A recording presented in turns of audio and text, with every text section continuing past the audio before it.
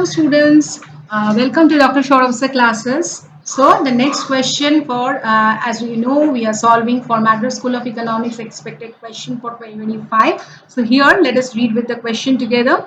World War II had destroyed much of the capital stock in Japan and Germany. In the decades after the war, however, these two countries experienced some of the most rapid growth rates on record. So according to the solo model, this because from macroeconomics we have got this question. Rapid growth in technology, population growth, investment exceeds the amount of depreciation when capital stock falls, or real luck. So let's see. So we know in the solo growth model,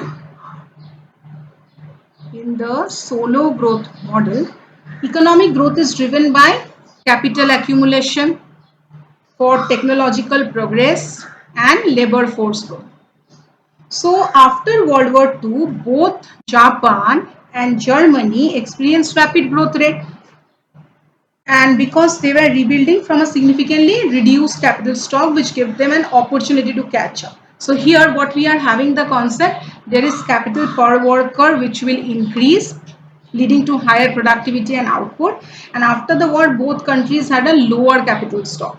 So they could experience rapid returns to capital as they rebuild their infrastructure. Why? Because the marginal product of capital is higher when there is less capital.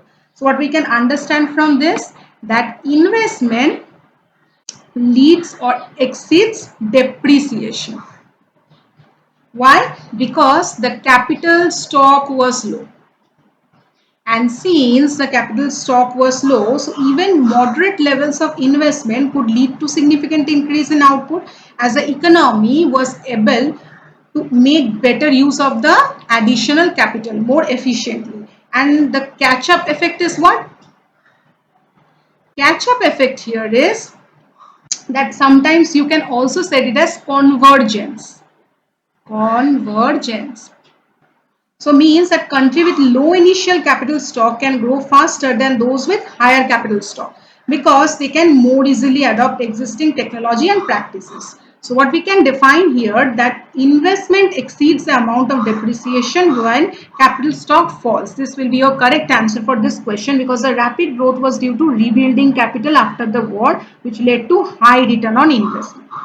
Next question we are having, the slope of the LM curve in the Keynesian model depends on. So very easy question, it's a direct question they have given you. The Keynesian model, we know that the LM curve depends, that LM curve is the relationship between interest rate and income. And the money market is in equilibrium where there it's equal. So the money market, the slope of the LM curve is influenced by what? The slope of LM curve is influenced by the interest elasticity of money.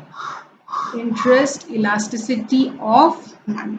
So the LM curve is derived from conditions where money demand is equals to money supply, and the demand for money depends on income. So higher income means increases the demand for transaction, and as a result the interest rate make holding less attractive. So the slope of the LM curve, it depends on what? It depends on the interest elasticity of money demand. Why? Because it tells us how the representative or responsiveness, rather we can say, the demand for money is to changes in the interest rate. And if you are having a steeper LM curve compared to, it indicates the demand for money is less sensitive. And obviously while a flatter LM curve indicates more sensitive. So the answer will be option A.